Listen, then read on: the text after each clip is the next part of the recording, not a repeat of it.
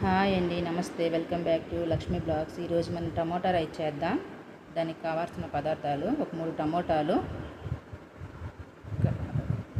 ఉల్లిపాయ, ఒక 3-4 పచ్చిమిరపకాయలు, కొద్ది పుదీనా, కొత్తిమీర, కరివేపాకు, ఒక బిర్యానీ ఆకు, ఒక 2 చెక్క, 3-4 లవంగాలు, ఒక స్టార్ ఫ్లవర్. ఇప్పుడు స్టార్ట్ చేద్దామండి. 2 గ్లాసులు బియ్యం కడిగి నానబెట్టుకునేస్తాము. 2 గ్లాసులు అన్ని బియ్యం, మామూలు రైసే ఇవి. బియ్యం కడిగి నానబెట్టి ఇప్పుడు మనం కుక్కర్ పెట్టి దానికి తగినంత ఆయిల్ అండి, ఆయిల్ వేసేసి ఒక అర స్పూను ఆవాలు, అర స్పూను జీలకర్ర వేసి ఇప్పుడు లవంగాలు, చెక్క, బిర్యానీ, స్టార్ ఫ్లవర్ అన్నీ వేసి కలబెట్టేసి ఇప్పుడు మనం ఆనియన్ వేసి బాగా కలబెట్టేసి, నేను మామూలు రైస్తోనే చేస్తూ ఉన్నానండి. ఒకవేళ మీరు బాస్మతి రైస్తో అయినా చేసుకోవచ్చు. ఆనియన్ గోల్డెన్ బ్రౌన్ కలర్లో వచ్చినాయండి. ఇప్పుడు ఇందులో మనం టమోటాలు వేద్దాం. టమోటాలు వేసి అవి కొంచెం మగ్గిన తర్వాత, మగ్గాయండి, 1 నిమిషం కలబెట్టి బాగా మగ్గినాయి. ఇప్పుడు మనం ఒక 3-4 పచ్చిమిరపకాయలు, కరివేపాకు వేసి బాగా కలబెట్టేసి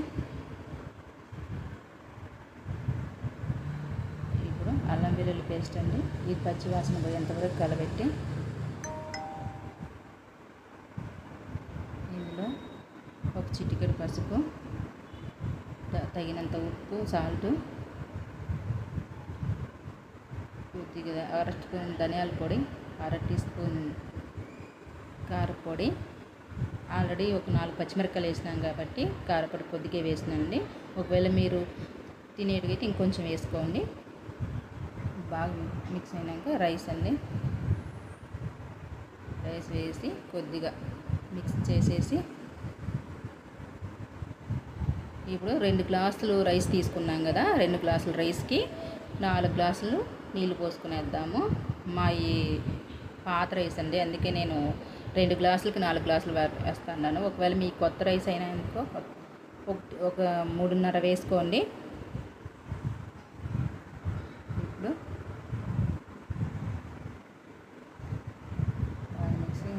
కలబెట్టేసి ఇప్పుడు ఏదైనా ఉప్పు తక్కువ అనిపిస్తే సాల్ట్ కొంచెం ఇప్పుడు వేసుకోండి. నేనైతే కరెక్ట్గా వేసిన. కొత్తిమీర లాస్ట్లో, పుదీనా వేసి ఇందులో కొద్దిగా ఉప్పు, కారం చూసుకోండి, తక్కువైతే వేసుకోండి. లాస్ట్లో కొంచెం జీలకర్ర పొడి వేస్తున్నానండి, దీనికి టేస్టీగా బాగుంటుంది. ఇంకొంచెం పైన నెయ్యి మీరు ఇష్టమైతే వేసుకోవచ్చు, లేకపోతే లేదండి, కానీ బాగుంటుంది వేస్తే. వేసి ఇప్పుడు 2 విజిల్లు, కుక్కర్ మూత పెట్టేసి 2 విజిల్లు వస్తే టమోటా రైస్ అయిపోయింది.